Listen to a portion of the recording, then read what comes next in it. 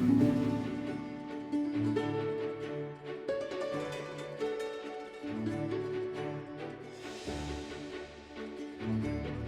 everyone, welcome back to the L.A.M.E Book Club podcast. My name is Melissa. I'm Ellie. And we are officially back into deep dives this week, and boy are we excited. It's been fun. I've liked doing our other episodes, and we'll still be doing them, don't worry. But I have missed thoroughly geeking out about a series and a book. Me too. Specifically, our queen, SJM. I know. It's really like until she comes out with the new one, the last 3 books we can do this over.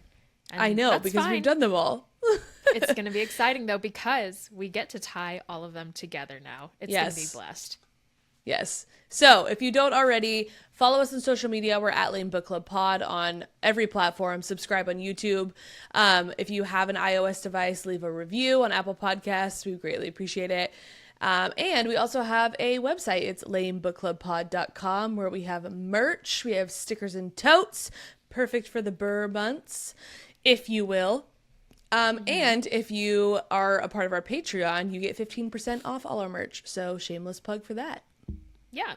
And if you're part of our Patreon, you get a Patreon shout out. So welcome to Megan. Woohoo! Right now on the Patreon, we are deep diving One Dark Window. It is going to be our last week this week. Yes. And then we are moving on to, what's the second One Dark Window book called? I cannot remember. Twisted Crowns, right? Twisted Crowns. Is that most likely? Most likely. I feel like we'll know it's it by 3 the time words. we deep dive it. Yeah. It's twisted something. I do remember that. Yeah.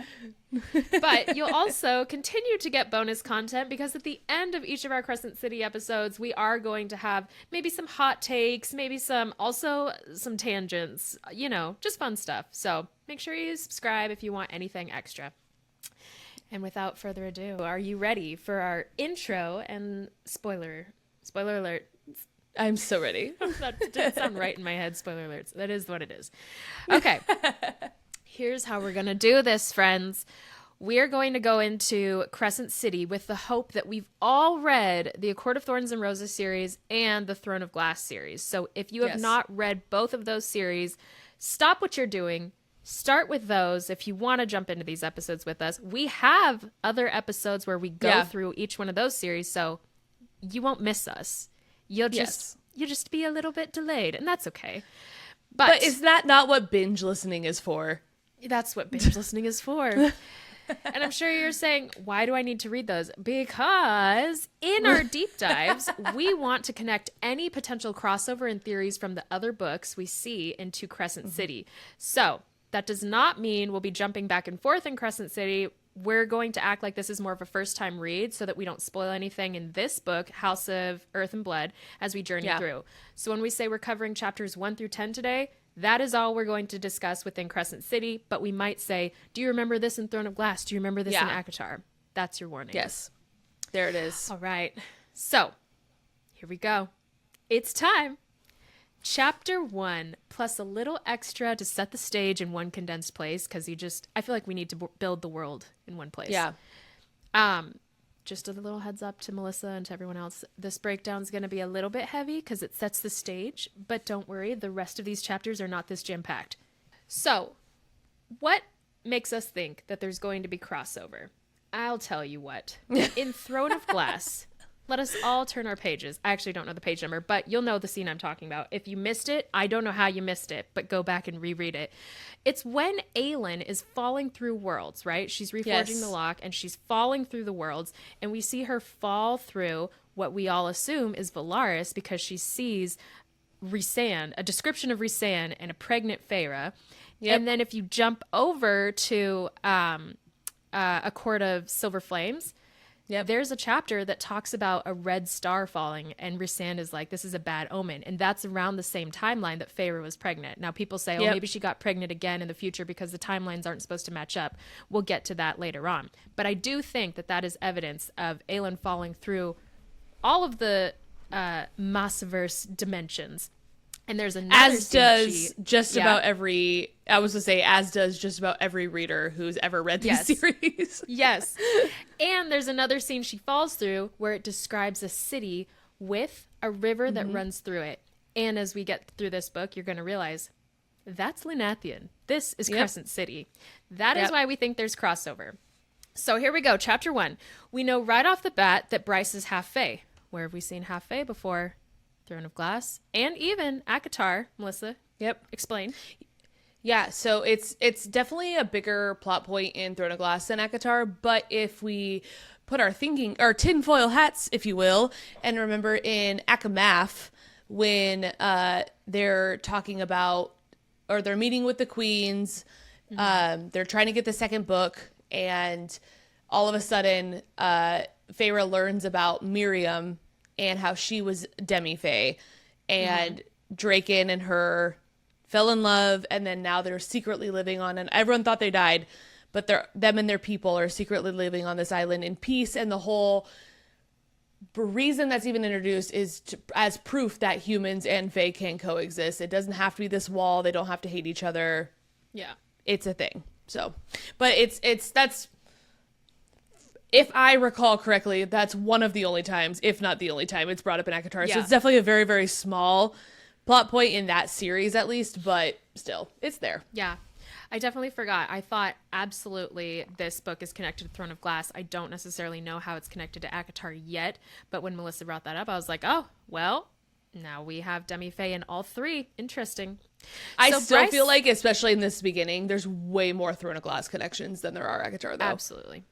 Yeah. So Bryce Quinlan is a 23-year-old human fae half-breed who works in a magical art gallery owned by the sorceress, or more specifically, a 400-year-old witch, Jessica Roga. Oh my gosh, Jessica Roga. So, okay, I'm already going to tangent really quick, and this is a 100% a Melissa problem. Every single time, I read Jessica Roga, I thought Joe Rogan, and Joe Rogan, 100%. I hated it. I hated every second that my brain did that. It was the Roga and Rogan. That's what did it for me. And the fact that both of their first names start with J. That's it. That's all I had to say. Works for Joe Rogan. Okay. Back to the 400-year-old witch part. I'm already curious if there's going to be any tie between Jessica and the 13. Ooh. But we'll carry on until we get more evidence. It's just the fact that she's so old. It's the fact that she's a witch. It turns my ears on. Okay. And I mean, again, this is, I'm really just throwing stuff at the wall and see what sticks, but because of all the theories in ACOTAR that the Archeron sisters are witches, or at least come from witch lines, I'm wondering if at some point, because we haven't gotten officially anything with that yet, but depending on what we get in ACOTAR, if maybe there's going to be some connection between her and them then, if not the 13. Very true. So the gallery deals in pricey antiques, but its real treasure lies in a basement vault of forbidden magical books. This library is guarded by a fire sprite named, I always say Liaba, Melissa says Lahaba. Yep. For the sake of my sanity, we're just going to say Liaba as I read through these, but feel free to say Lahaba as you want. Who keeps the books from wandering off on their own. She is sometimes aided by Bryce's pet chimera, Syrinx. Was this your first introduction to the term chimera? It sure was. Yes. Yeah. Was this yours? No, I read a series a long time ago. It's not very popular, but shameless plug for it. It is so good. It's called The Daughter of Smoke and Bone, and it's all about angels and chimera, which are essentially just angels and monsters of various kinds. So it had me all excited because I was like, I know this. I know this one. Were the chimera in that story, were they also like essentially dogs? I know that this one isn't. They're animals, like the head of a sheep with the body of a horse, or like just like mixed animal breeds. Okay. It was really interesting. Yeah. I was just wondering if Sarah's take on a chimera was her own, or if it was, like this is exactly what it, like it's a centaur. Everyone knows what a centaur is. Like, yeah. No, and I think Syrinx falls into that category because he's a little dog-lion situation with wings, right? Yeah. Well, he is, I mean, in the sense that it's like multiple animals smushed together, but he's not a sheep, whatever you describe. So that's why I was... Yeah. But I mean, no, they're essentially... like everything. In that book, there are like hundreds of different types of them. So Bryce and her associates live on the planet of Midgard, and we're going to pause here again. Like I said, not all of them are going to be this packed, but we have to stop. There is truly just so much surrounding just the name of the planet, Midgard. Oh my gosh, I know. So firstly, when I read this, I was like, why is that name so familiar? Midgard. Where have we seen something like Midgard? Oh, ACOTAR, Midgard worm. Now, on one hand, I've seen it where people are like, well, SJM is just lazy and reuses names. But to that I say, not my queen. To that I say, give me your name and number. Who are you? How dare you say that? My goodness. Lazy? Has anything she's ever done been lazy? I think not. I think not. Okay, so I'm going to prove it. SJM loves Norse mythology. We know this. We've done an episode on this. It's fabulous. Yes. Jump back to it if you will. So let's crack this open a little bit. I'm sure we'll go in deeper on other episodes, but I want to just scratch the surface a little bit. In Norse mythology, Midgard means earth. And you may have heard this if you're a Marvel fan and have seen Thor. It's the same, but different.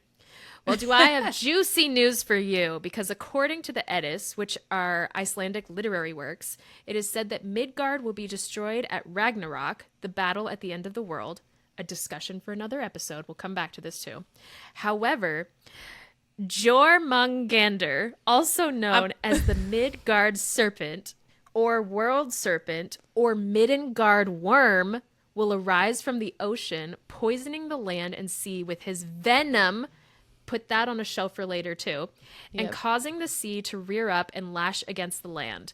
The final battle will take place on the plain of Vigrir, following which Midgard and almost all life on it will be destroyed, with the earth sinking into the sea, only to rise again, fertile and green, when the cycle repeats and the creation begins again. Crazy stuff. Anyways, back to the recap. So the rulers of Midgard are the Asteri, semi-divine beings who rule remotely. Beneath them are the magical Vanir, which is basically a term. This confused me for a while in the book, so I'm going to save all of us, unless you're just smarter than me. It's basically a term that covers any being aside from humans and ordinary animals. So anything with magic or monstrous. And finally, the human. Humans have been relegated to second-class status and deprived of most civil rights. The realm is divided into 4 houses, sorted by species and an individual's choice of allegiance to a specific house. The House of Earth and Blood contains shifters, witches, and humans. The House of Sky and Breath includes angels, fae, and elementals. The House of Many Waters contains river entities of various kinds, and the House of Flame and Shadow includes demons, reapers, wraiths, and many unnamed dark forces. Also Jessica, even though she's technically a witch, she defected and now answers to the Underking. Knowing yourself, self-awareness, what house do you think you'd be in? Oof. If you weren't human, you could pick what you want to be. I was just going to say, well, I feel like there's an obvious answer here. All right. If I wasn't human, meaning essentially I got to pick what type of Vanir I was, and I could pick a house, I would pick House of Sky and Breath, because I probably would want to be fae. I think I would want to be Many Waters. I have like an obsession with mermaids. I'd want to be a mermaid. So. I don't know if I'd want to be a mermaid though. That's the thing, like, because like, well, we'll get into that later on in the series, but I fear that like, yeah, it'd be super cool, and I'd like the option to like be able to do whatever. I just don't know personally for me, and I'm standing on business when I say that. Okay. Well, in the territory of Valbara is the Crescent City, also known as Lunathian, where Bryce lives. The power elite in this region consists of 7 heads of the city who runs down the town's affairs. 6 are the leaders of various magical clans, and the 7th is Mycodomatus. The 33rd Imperial Legion are angels who are the governor's personal army, and Mycodomatus is the archangel of Crescent City, so he runs the 33rd. Okay, we also need to, once again, just for anyone else who was just as confused as I know Ellie and I were, just because what really got me is how there's so many different names for the same thing. Sure. Crescent City and Lunathian, interchangeable. Yes. Vanir, specific type of whatever, interchangeable. There's lots of different names for the same things. Yeah. So not get it twisted. If we say Crescent City in one thing and we say Lunathian in another, same place. We're talking about the same thing. Yes, that is helpful. Yes. And Crescent City is broken up into a bunch of like areas. What do they call those? Subdivisions. And that got confusing territory. too. Yeah, I don't remember now, even though we just read this, now that I'm thinking, there's just so much information in the first like half of this book. Yeah. That I'm And don't not be remembering scared, what friends. exactly they're called. This is why so many people are like, I couldn't do Crescent City. It's not, obviously, it's so much different than Throne of Glass and ACOTAR because we're set in that like almost medieval time where swords and everything, that was a big thing. Here we have cell phones and we have taxis. It's crazy.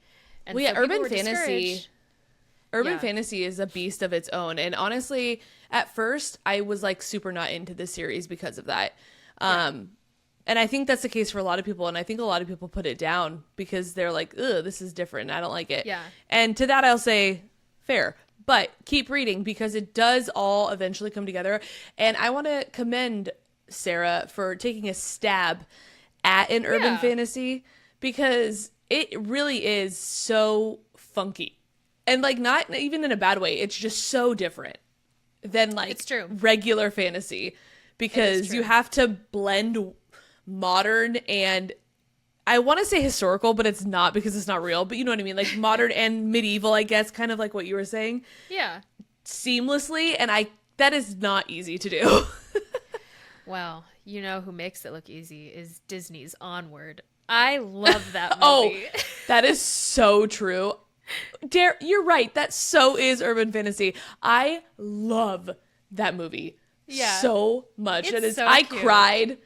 I was laughing. It was so good. So good. All right, back to this. Each head controlled a specific part of the city. In the Prime of the Wolves in Moonwood, the Fey Autumn King in Five Roses. These are all the different the sections. The Under King in the Bone Quarter, the Viper Queen in the Meat Market, the Oracle in the Old Square, and then the River Queen, obviously, in the river.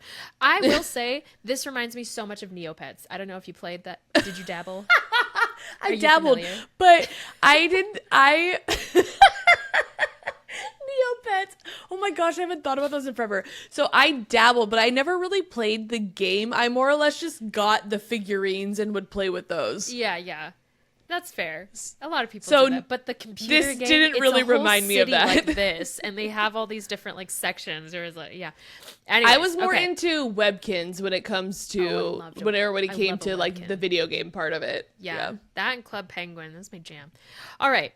On this particular day, the city council is in an uproar because a human rebel named Philip Briggs is about to be released from prison.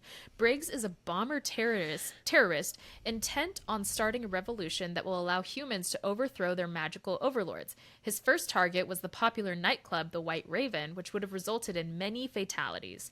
We're introduced to Bryce's best friend Danika Fender, who visits the library to drop off her sword for conveniently located safekeeping.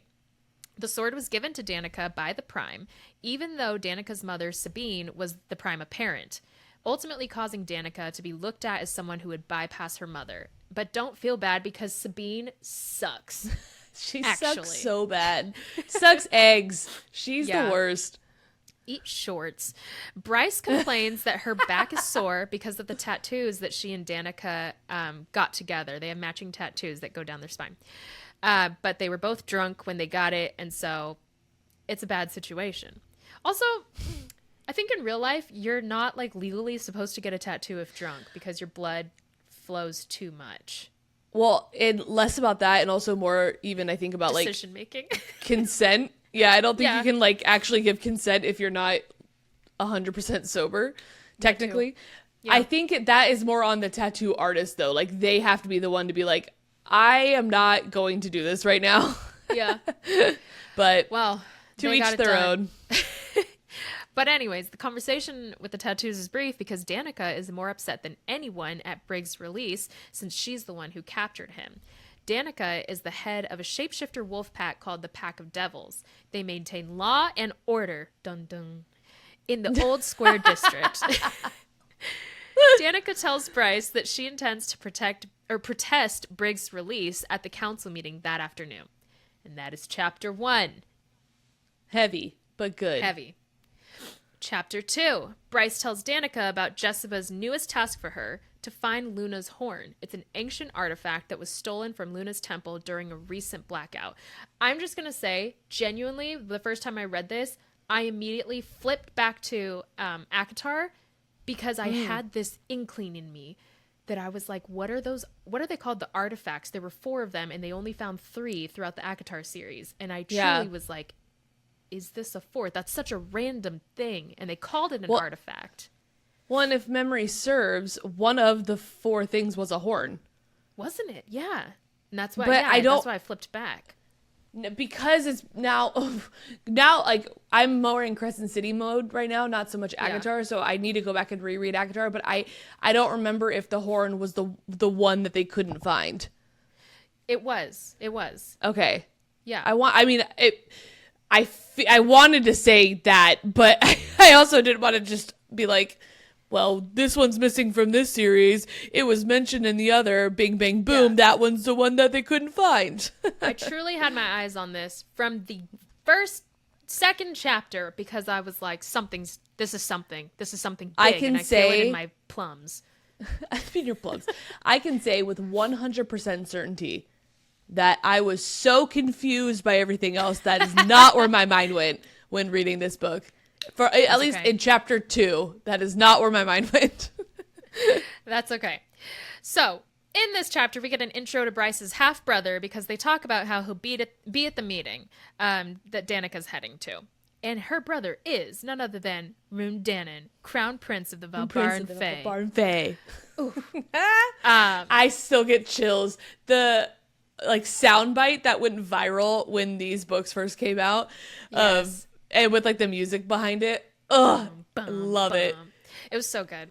Well, it was so he's Bryce's half-brother, but everyone calls them cousins because they're trying to cover up who Bryce's father is. And he's also full Fae, where Bryce is half Fae. We also get an intro into Bryce's mom, Ember, and stepdad, who she calls her true dad, Randall, who taught her how to use a gun well.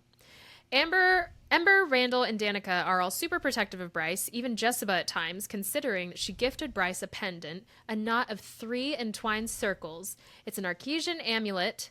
Is that how you say it? Archesian? I think I said Archesian, but yeah, I mean, very, very slightly different than what you're saying, so pretty much. Yeah, and it protects her from the influence of various magical objects. It was, again, gifted by Jessica. What did you think about this? Or did you think anything of this? Ellie, I get it. I was not thinking about anything my first reread of this because I was just trying to compute everything that was going on. That's fair. I don't know, the 3 circles, it made me think of something, but I couldn't put my finger on it. So we'll have to come back to that at some point. I mean, this isn't my first time reading this, and this isn't going to spoil anything in Crescent City, but knowing reading through and then also having read the full ACOTAR series and everything, again, shameless plug back to our episode. Gosh, we did this a while ago, but it was the Norse mythology episode that we did. There is, in Norse mythology, there is something about 3 rings that connects to 3 different now I can't remember. I don't think it was witches. It was the 3 different women who were in charge of different areas. And yes. Yeah, and then knowing also in Norse mythology there's one who is blonde, there's one who's a brunette, and there's one who's a redhead. And if we look at all 3 of these series, Bryce Quinlan is a redhead, Aelin is blonde, and Feyre is a brunette. So there's a lot of connection and overlap with that. Now that we're talking about it, I'd have to go back and rewatch our episode because I don't remember exactly what those 3 circles do and what the symbolism is between them. Yeah. But again, my first time reading this, didn't think once even about the fact there was 3 rings in this amulet that she had. Yeah. But The more you know. You know that like gif with the shooting star. The more you know. The more you know. Well, when we bring this back up, I'll have more notes on this. So Bryce and Danika have two other friends, Fury Axstar, who they met at CCU, which is of course their college, if you didn't know. And Danika thinks that she's an assassin. And then their other friend is Juniper Andromeda, and she is a faun who is also a professional ballet dancer. Really love the diversity. I know. Fury has already made the drop. The drop is a ritual rite of passage that allows the Vanir to attain semi-immortality. So both Danika and Bryce anticipate doing this when they reach the age of 27. Just curious, what age would you want to actually do that? Not 27. I want to do it a little earlier. I remember really? that. Okay, you know what? I did have thoughts on this when I was reading. I remember being like 27. Like, how random. I think for me, I'm just thinking like when I felt like I hit my prime physically. And I think 25. Just a little earlier. Like, not 21.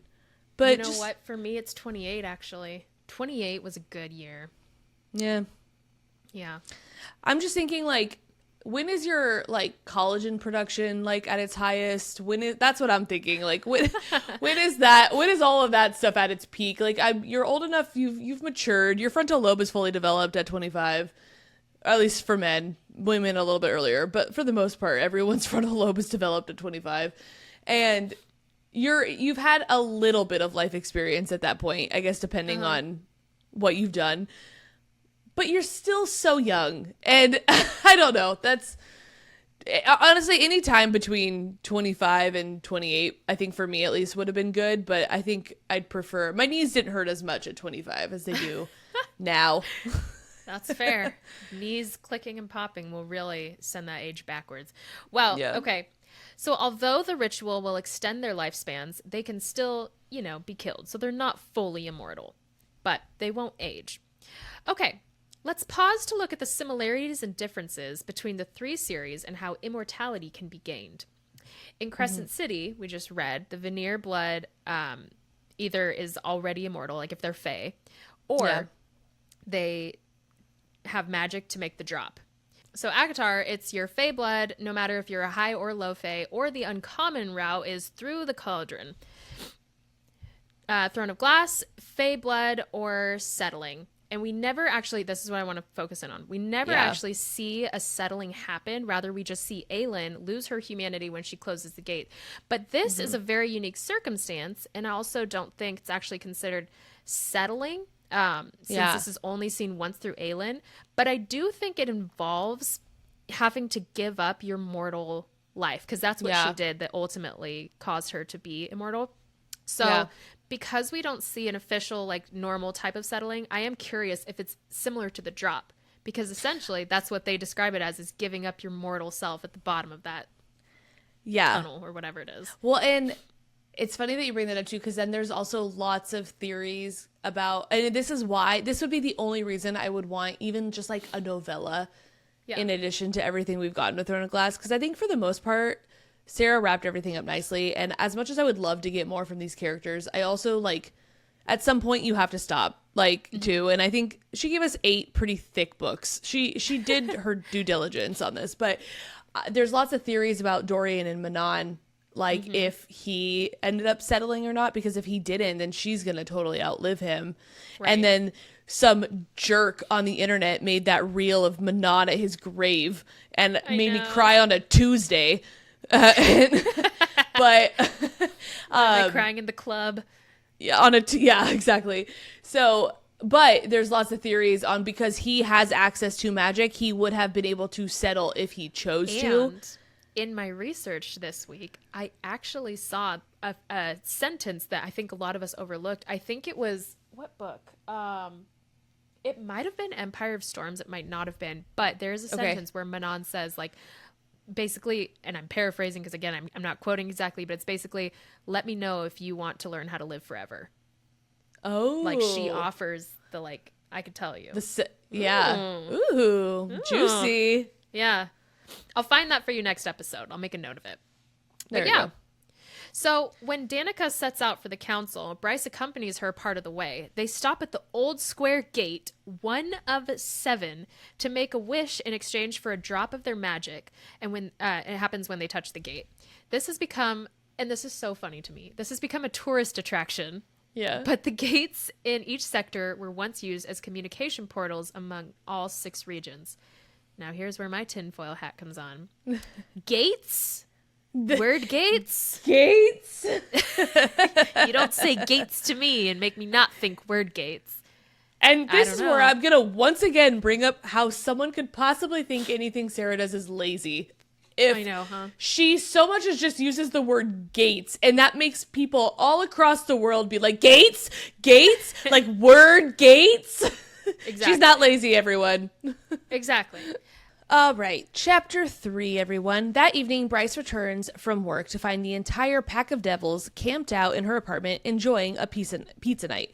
And my goodness, if that doesn't sound like heaven to me right now. Pizza night. Yes. Pizza nights. We're introduced to the characters like Connor, Danika's second, and his younger brother. And this is where I might piss off some people, but I don't care. His name, some people say Ethan, but his name is literally spelled with an, it's Ethan.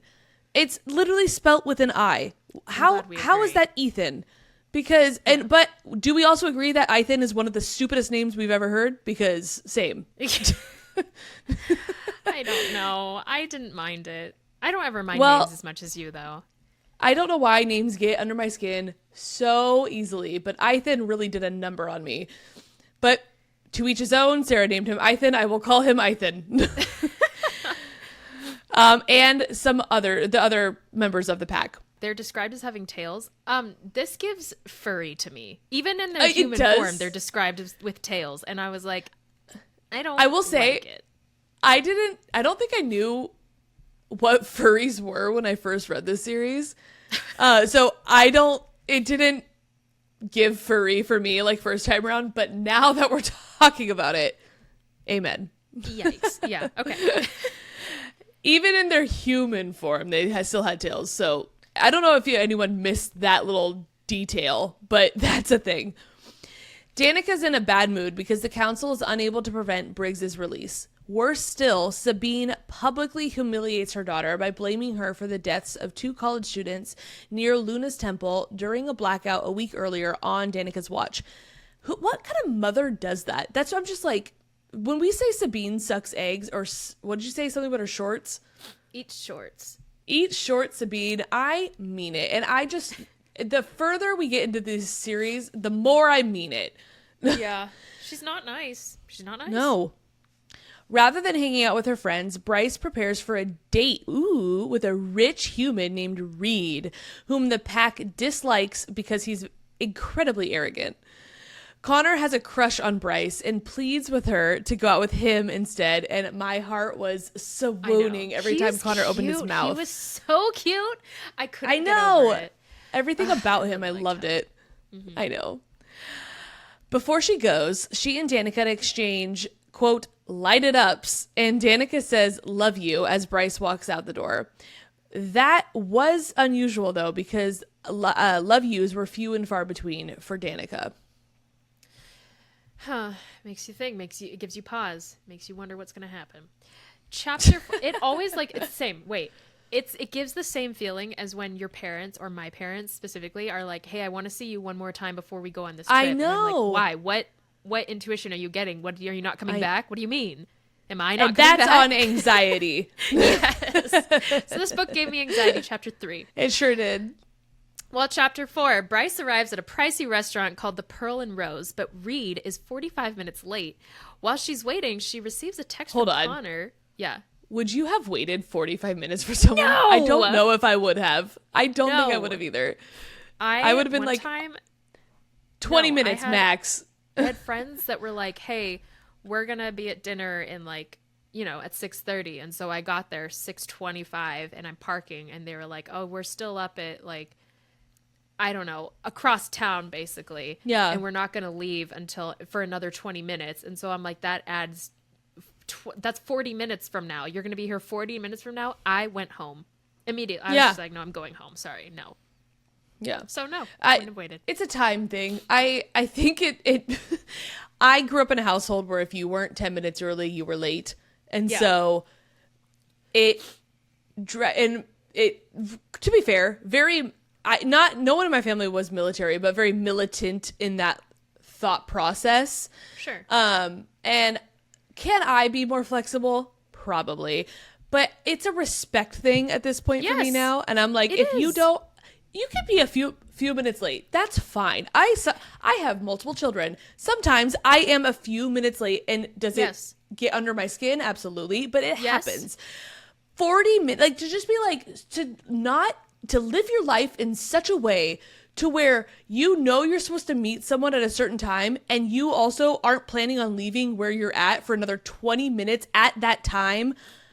I could never. I genuinely don't understand. Such a connection to you as I do right now. You are in my brain. You are speaking the words that I speak when anyone is, and I'm not crazy. 5 minutes, even 10 minutes, I can forgive.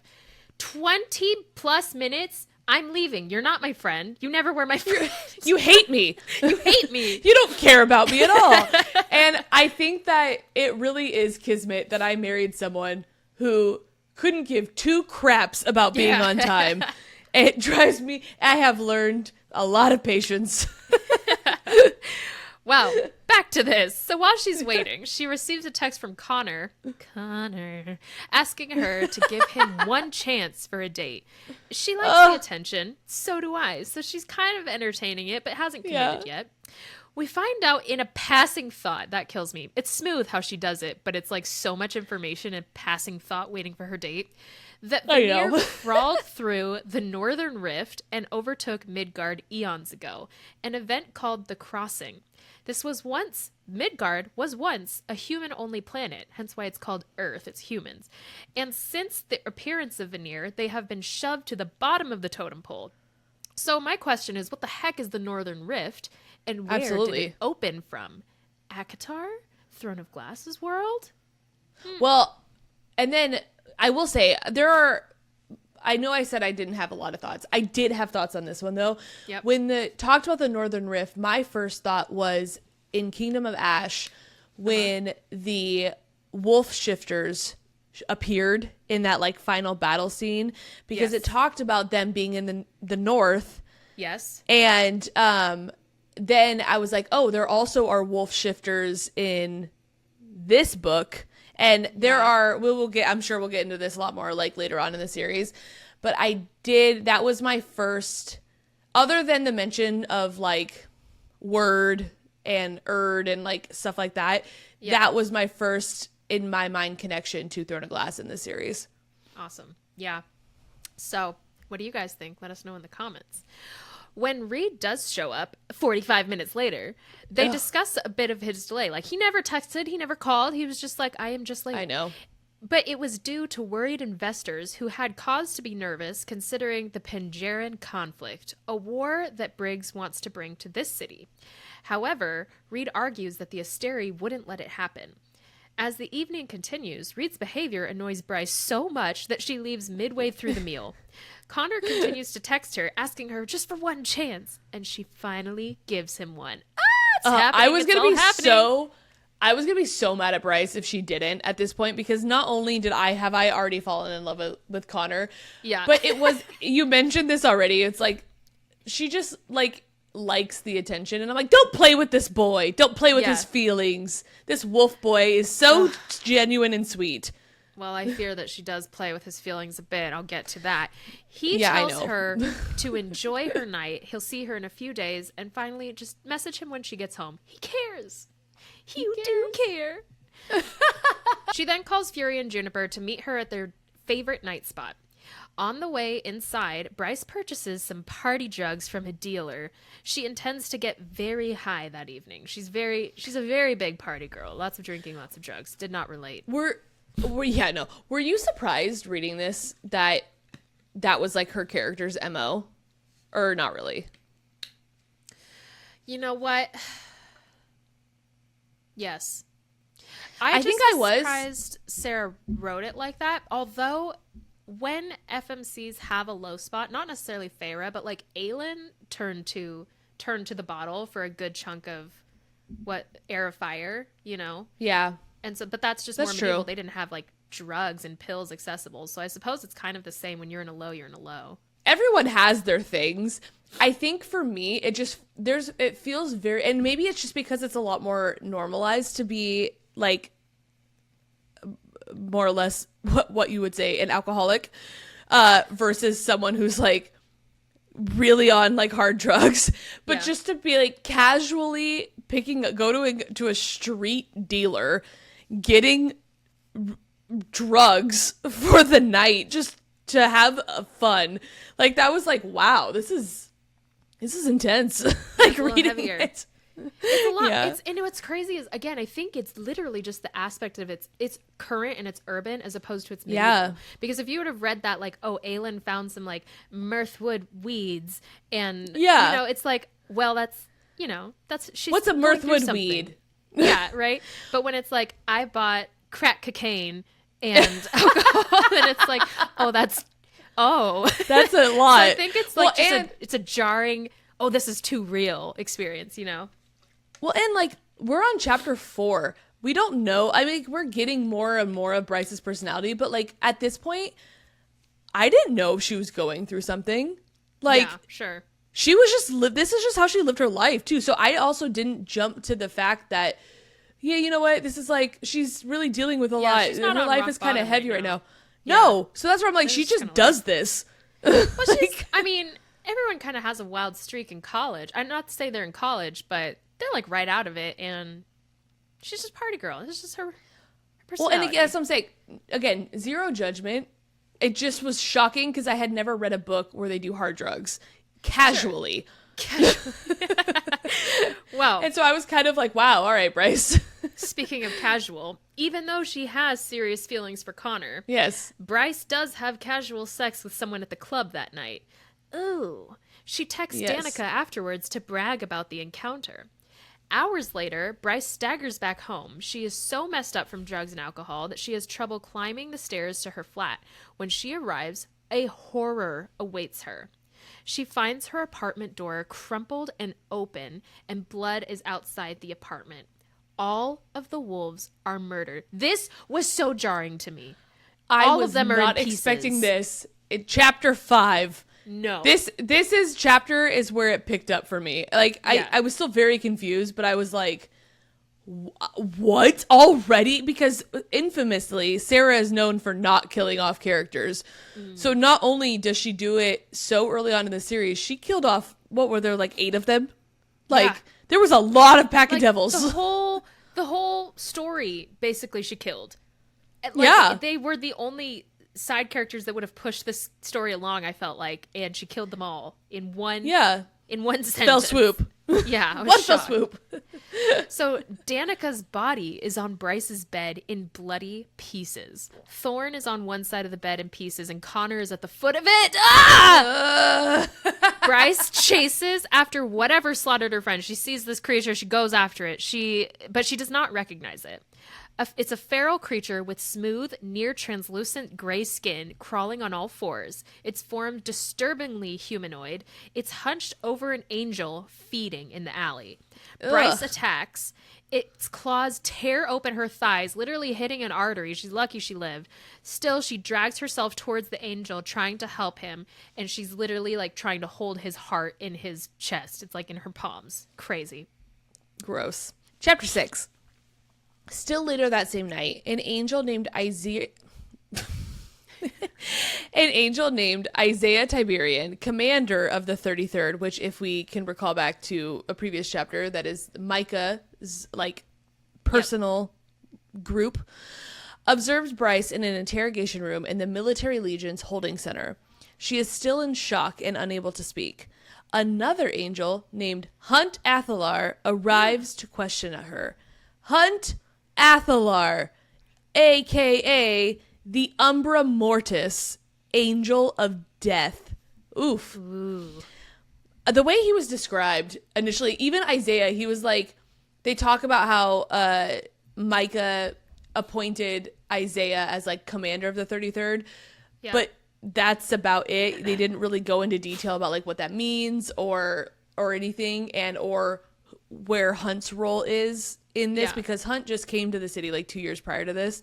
Right. And he's even like, I'm not going to give him a direct order, but I'm going to nod at him. And, and if he pick, like, everyone is scared of the Umbra Mortis because of his dealings.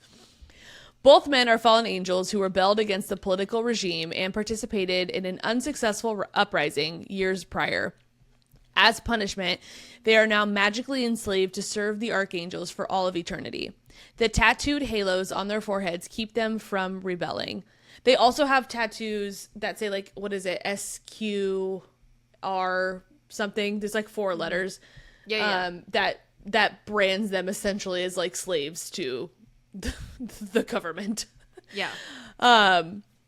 Back to the crime, though. Suspect number 1 is Briggs, considering his current day release and personal vendetta against the Pack of Devils for the aforementioned arrest that we talked about earlier. However, the Archangels are doubtful that Briggs would have been able to summon a demon all by himself, let alone one powerful enough to kill the entire Pack of Devils. Right. They eventually release Bryce, though Sabine barges in and accuses her of stealing the familial sword, which we also, though, know that she did not steal anything. Danika hid it in a closet. It's just in storage. It's just at Jessica's. She knows, Bryce knows where it is, but she had nothing to do with the putting of it there. Right.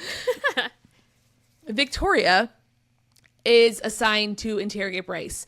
She is one of the rare non-Malakim, and also Malakim, once again, is another name just for angel. For angels, another interchangeable word. So thanks. I will say, if I have any bone to pick with Sarah about this book, it's how many different words mean the same thing. Just pick one and let's just call them that.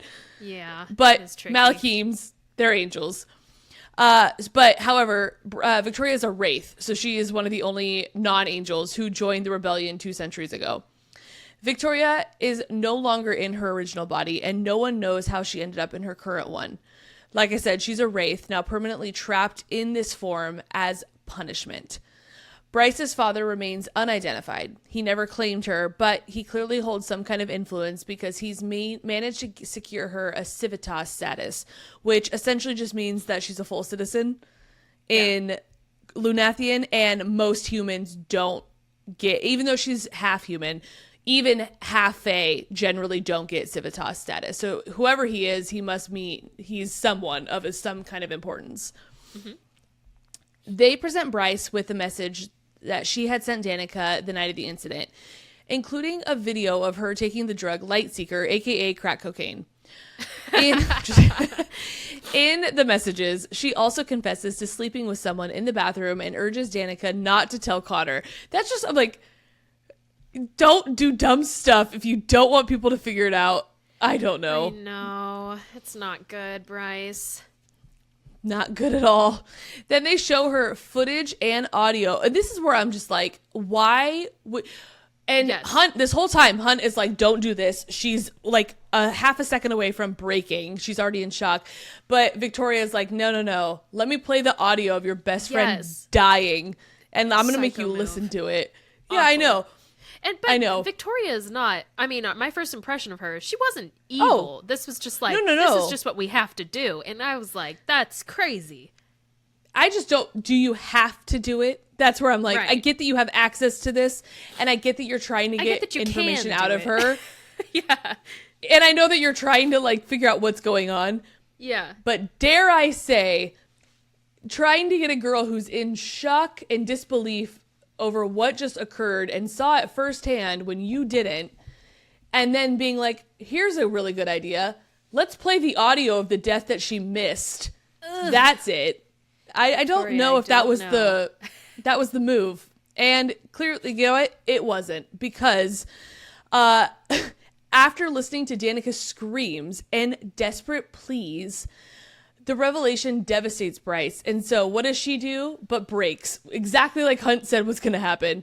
Yep. And she trashes the room in a fit of rage before vomiting and then laying in it. Ugh. Later, they receive a call from L.A.M.E, captain of the 33rd Infantry, which also I was just like, okay, hold on. Isaiah is the commander. Naomi's the captain. But both of them report to Micah, not each other. Micah Who's in is charge? In charge.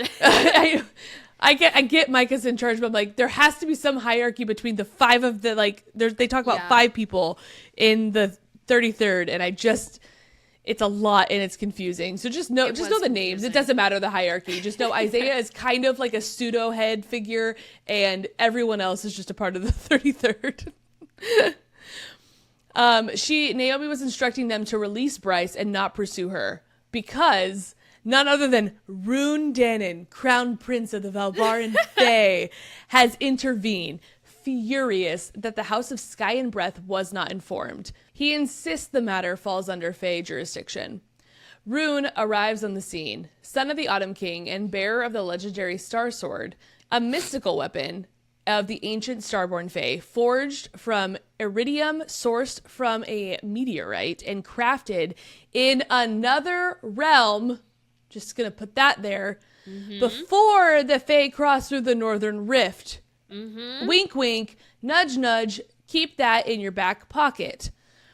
While fire magic is typical among the Valbaran Fae, especially the Autumn King, Rune's powers are different. He can command shadows and mist, more akin to the Fae who once ruled the Isle of Avalon. Okay, so do we have time to unpack all of that? Let's talk similarities we see. First and foremost, the Autumn King. I know, literally the same name. Autumn King. Well, I guess he's the High Lord of Autumn. But same name, still. same power, though. Hello, Autumn Court.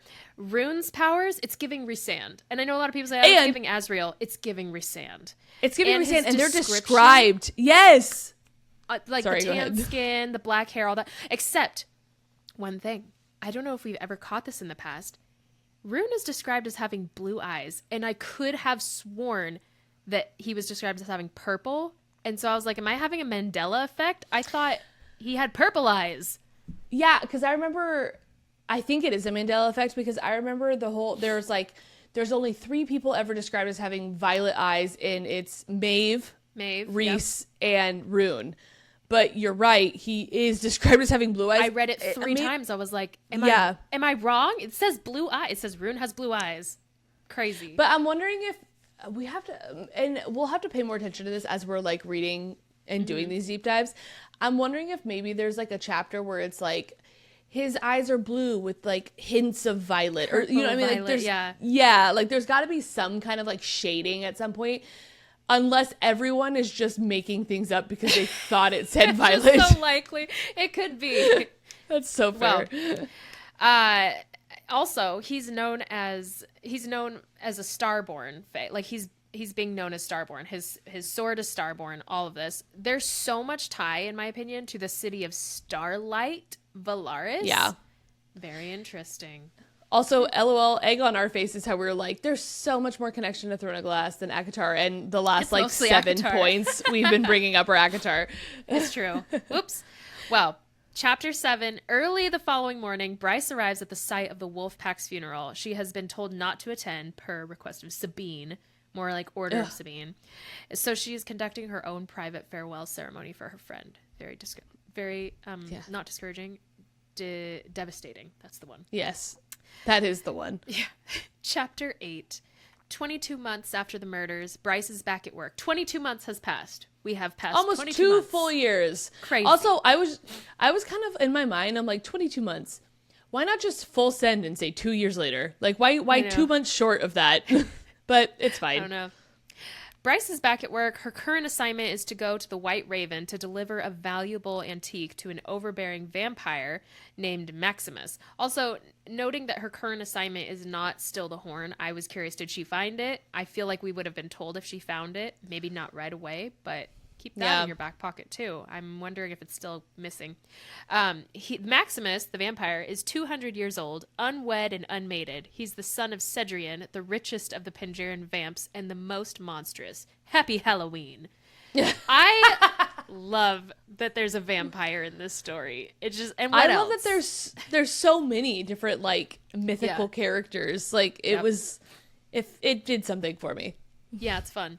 We find out that the power for the first light grid, which is just their electricity in their city, Yes. comes from the pure concentrated light released by each veneer during their drop. So everyone plays a part.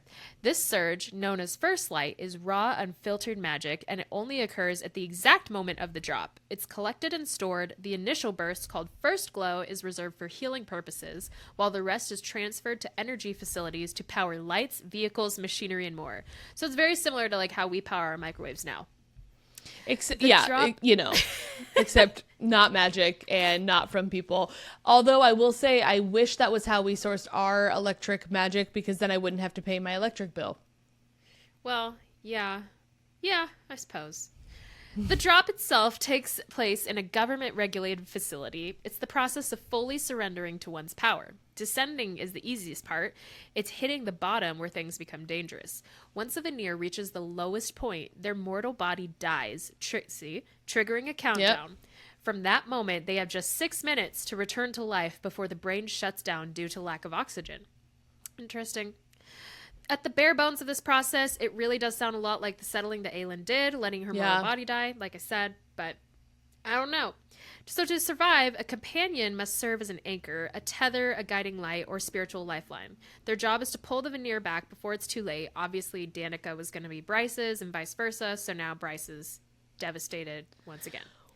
I also, I really liked how it explained, too, that if you didn't have someone, like, someone would be appointed to you. Essentially, like, what happens if you can't afford a lawyer, you get a public defendant. Something about that equivalent being not just, like, described, but, like, a part of this story made me laugh out loud when reading this the first time. Have you ever seen Heavyweights with Ben Stiller? No, I haven't, actually. Oh, it's a good Shocker, one. I haven't seen a movie. But they have this like buddy system, and this German guy goes, "Buddy!" and everyone yells back, "Buddy!" And that's what I think of when they're like, "We will appoint you a buddy." So the vampire wants to have sex with Bryce until he is warned off by Rune, who appears on the scene unexpectedly. That's kind of his trademark, I feel like. Yeah, just showing Crown up. Prince. Yeah. After Maximus leaves, Bryce has an angry conversation with the Fey Prince. He is really, like we said, her half-brother, rather than the cousin he pretends to be. Bryce, turns out, is the illegitimate daughter of the Auden king himself. Rune's here on his behalf, giving Bryce the message to lay low until after the summit meeting, which happens every 10 years. It's essentially where like the ruling powers all just debate issues.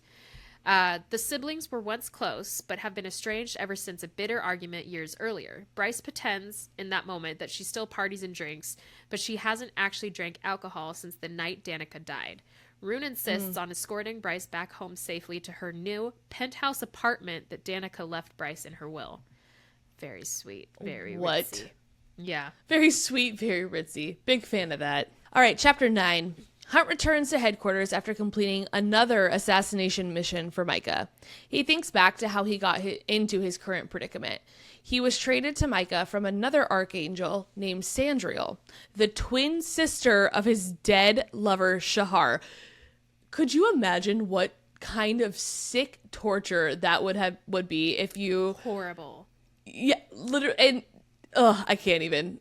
It's Ouch. like the vice versa of Vampire Diaries with Catherine.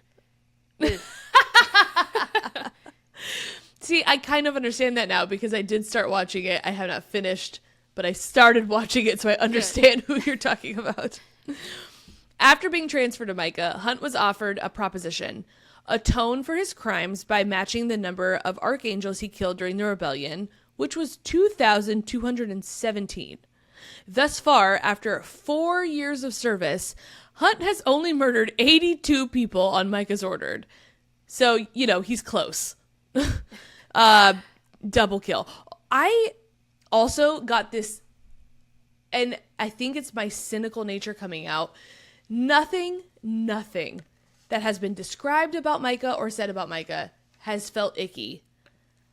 But I was just like, no way is he going to earn his freedom back. I know they have this deal. There's got to be some kind of loophole, though. It just it feels too easy, even though killing over 2,000 people is not easy. I get that. And clearly in 4 years, he hasn't even killed 100. So it's going to take quite some time. So then I was kind of like, well, maybe he will hold up his end of the bargain because it's going to be like hundreds and hundreds of years before. But I don't know. I am cynical and distrusting of most everyone in books. And immediately Micah was a red flag for me of no consequence. I just assumed. I think that, truth be told, chapter 9 was maybe one of my favorites so far. I loved Hunt's backstory, how we found out like he was traded, the twin situation, how he has to pay back this debt, how he's not even close, and 4 years is a long time for my mind to comprehend. He's not even close. I loved that, like, this pushed the plot so much. I thought it was so fun. Totally. So fun, so cutesy. Okay. Chapter 10, our last one for today. The next morning at the gallery, Bryce receives a visit from Isaiah and Hunt. They're back after 2 years. They tell her that Maximus, the vampire, was killed shortly after her meeting with him by the same demon that murdered Danika and the Pack of Devils. Ugh. Could you imagine the PTSD after, like, it's been almost 2 years? Yeah. Nothing from this demon, nothing about the situation. Like, I know she hasn't fully moved on, but she's at least, like, functioning again. And then all of a sudden you're struck with in chapter 8, I think it was Rune. He was talking to Bryce about, like, you know, you need to, like, move on and, like, get healthy. Yeah. And he said Danika's name, and she literally broke the glass in her hand. And yeah. He was like, calm down, easy. Yeah. Yeah, I couldn't imagine being like, and also another murder, and also you're tied to it again. So this means, though, that Philip Briggs, he's innocent of the crimes, even though he's serving time in prison, because he couldn't have summoned that demon. Bryce is told that Archangel Micah is on his way to the gallery and that she should arrange a conference call for him with her sorceress boss, Jessica. And that is where we end today. Lots to unpack. Lots to unpack, lots of setup. But my goodness, you guys, buckle up. Yeah. It just gets better from here. I mean, lots of information, but so good. So true. All right, next week we're doing chapters 9 through 20. And stick around if you're part of our Patreon because we do have some bonus after-party content. Bye, guys. Also, it's 11 through 20. Yeah, 11 through 20. Bye, guys.